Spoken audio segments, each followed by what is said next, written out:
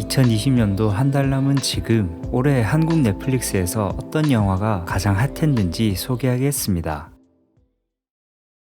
권상우의 코믹 액션 영화 히트맨이 10위를 기록했습니다. 전설의 암살 요원이 웹툰 작가로 데뷔해 자신의 경험담을 웹툰으로 만들면서 생기는 이야기인데요.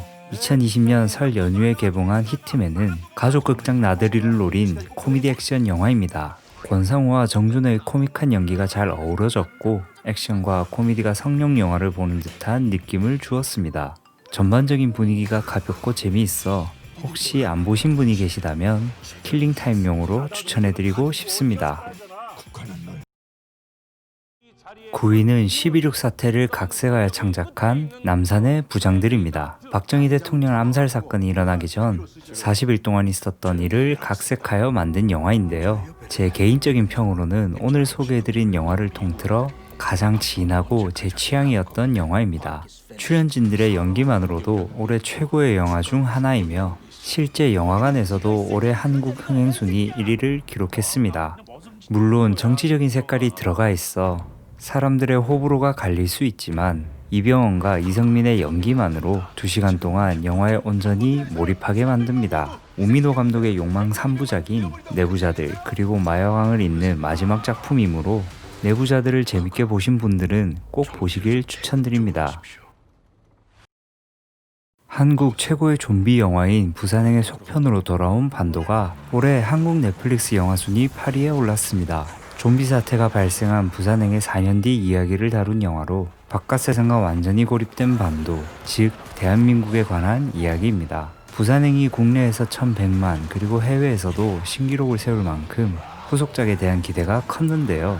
몰입감이 있는 영상미와 액션에는 긍정적인 평가가, 스토리와 연출 면에서는 부정적인 평가가 엇갈리는 영화입니다. 반도는 부산행에 비해 좀비에 집중하기보단 워킹데드와 같이 사람 간의 갈등이 주된 영화라고 참고하시면 좋을 것 같습니다.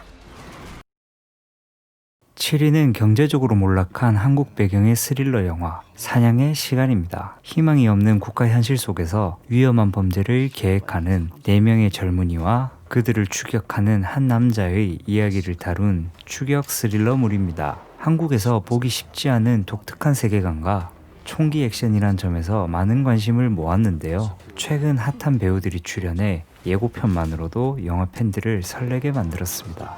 특히 영화 초반부 연출은 관객들에게 엄청난 긴장감을 선사해주지만 후반부에서는 다소 힘이 빠지는 아쉬운 모습을 보여주니 영화를 보시지 않으셨다면 참고하시기 바랍니다. 기묘한 이야기의 11이 돌아온 에놀라 홈즈가 6위에 올랐습니다. 언제나 매력적인 소재인 셜록과 밀리 바비 브라운의 조합으로 공개 초반 기세가 엄청났는데요.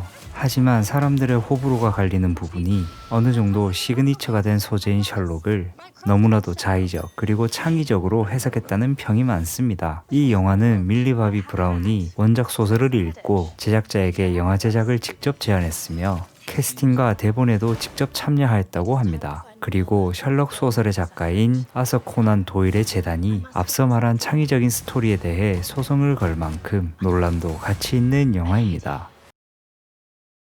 코로나가 무서운지 좀비가 무서운지 모를 살아있다가 5위를 차지했습니다. 살아있다는 갑작스러운 좀비의 등장에 혼자 고립된 주인공의 생존기를 다룬 영화인데요. 6월에 영화관 개봉을 했지만 참혹한 관람평과 코로나 여파로 인해 190만의 손익분기점을 딱 맞춘 관객수를 달성했습니다. 하지만 넷플릭스에서 공개되면서 잠깐이지만 전세계 조회수 1위에 오를 만큼 해외에서 더 선풍적인 인기를 끌었는데요. 아마 코로나 상황과 한류 여파가 맞물려 해외 사람들의 관심이 높아진 것으로 추측됩니다.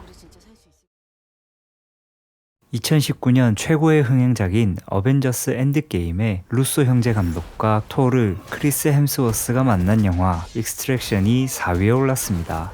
익스트랙션은 납치된 마약상의 아들을 전직 특수부대 출신 용병이 구출하는 과정을 그린 액션 영화인데요. 개봉 당시 넷플릭스 역사상 가장 많은 조회수의 오리지널 영화가 되었으며 인기에 힘입어 속편도 확정되었습니다. 액션과 연출만으로 영화를 이끌어갈 만큼 엄청난 긴장감과 몰입감을 선사해줍니다. 그리고 영화에서 가장 유명한 장면은 12분짜리 롱테이크 씬인데요. 박진감이 폭발하는 장면으로 어떤 기법으로 촬영했는지 많은 사람들이 궁금했다는 후문이 있습니다. 하지만 진짜 원테이크가 아닌 편집 기법으로 정교하게 몇 개의 컷을 나눠서 붙였다고 합니다. 3위는 지브리 애니메이션 하울의 움직이는 성입니다. 갑작스러운 마녀의 저주로 인해 할머니가 된 소녀 소피가 저주를 풀기 위한 여정을 담은 영화입니다. 올 초 넷플릭스는 지브리 스튜디오의 21편의 애니메이션을 약 2조에 계약했다고 해 화제가 되었는데요. 그중 한국에서 가장 흥행했던 하울의 움직이는 성이 올해 한국 넷플릭스 영화에서도 탑3를 차지했습니다. 하울의 일본어 성우로는 일본 유명 배우 기무라 타쿠야가 더빙했고 넷플릭스에서 한국어 더빙도 지원합니다.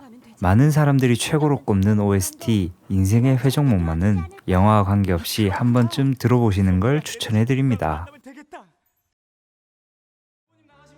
2위에 오른 작품은 거짓말을 못하는 국회의원을 다룬 코미디 영화 정직한 후보입니다. 이 작품은 브라질 영화인 오 칸디다토 아네스토의 판권을 사 한국판으로 제작한 영화인데요. 코로나로 인해 극장 개봉에서는 손익분기점을 간신히 넘겼지만 넷플릭스에선 2위를 차지하며 뒷심을 보여줬습니다. 정치 전반에 대한 비판적인 요소가 있지만 한쪽 진영에 치우치지 않아 가볍게 보시기 좋고 라미란의 코미디 연기는 영화 내내 끊이지 않게 저희를 웃게 만듭니다. 많은 분들이 예상하셨던 영화 365일이 2020년 한국 넷플릭스 영화 1위를 달성했습니다. 마피아 보스인 마시모가 한 아름다운 여성을 납치해 365일 동안 자신에게 사랑에 빠지게 만든다는 줄거리입니다. 이 영화는 개봉 당시 지나친 성적 묘사와 성폭력을 주제로 해 영화 비평가들로부터 엄청나게 부정적인 평가를 받았는데요. 하지만 주인공인 미켈레 모로네와 요트 장면이 모든 논란을 잠재워버립니다. 넷플릭스라는 매체를 통해 칩이라는 사적인 공간에서 근육질 마시모를 감상할 수 있었다는 점이 큰 흥행 요소로 작용했습니다. 좋은 소식은 영화는 총 3부작이고 두 번째 영화를 촬영 중이라고 하니 더 기대하셔도 좋을 듯 싶습니다. 그리고 365일은 전 세계적으로도 압도적인 2020년 넷플릭스 영화 1위를 달성했습니다.